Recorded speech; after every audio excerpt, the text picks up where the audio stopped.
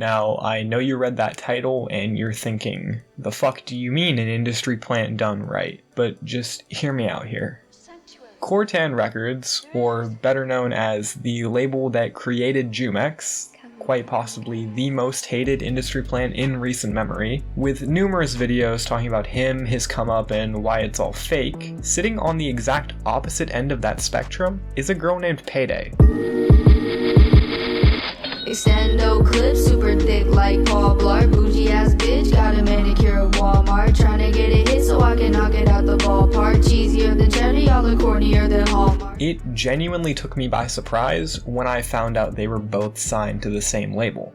Because the team that pushed Jumex, and I would assume the same team that is pushing Payday, are taking the two artists in completely different directions, and what they're doing with Payday is probably the best thing they could ever do for an artist, and I'll explain why. So what is your typical industry plant behavior? For most artists, that is the label going in and just scraping away your previous online presence to make way for the image that they want to push for you.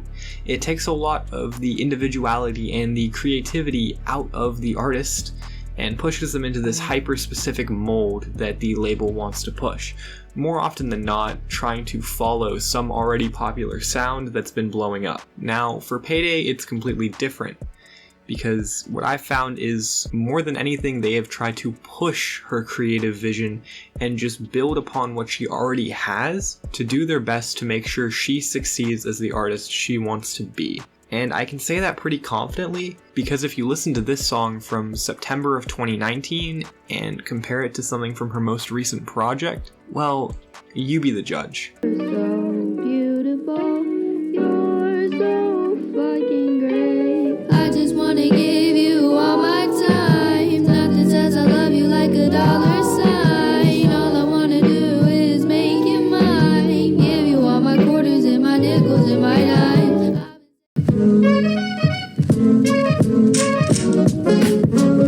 You light up my heart like a Glock with a beam, then you tear it apart like the knees of my jeans. Now I'm falling apart, you make me wanna scream. Put a hole in your heart with that Glock with a beam. I personally think her vision is very much intact, and the resources they've given her and the playlist spots that they've pushed her to be on have done nothing but good for her, and it hasn't sacrificed any artistic integrity. Another perspective that I personally have is back in January of 2020, I had the pleasure of interviewing Payday, and I'm pretty sure this was right before she was signed. This was coming off of the time where Super Thick was gaining a lot of traction, especially on YouTube with the music video.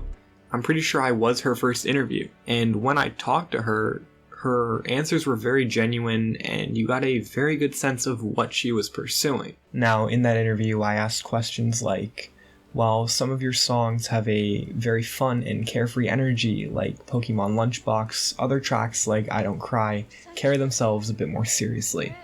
Do you enjoy having the mix of both, or would you like to focus on one or the other?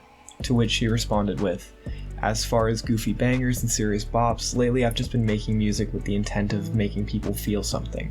Whether it gets them through a breakup or makes them want to fight a bitch, I just want to make them feel something.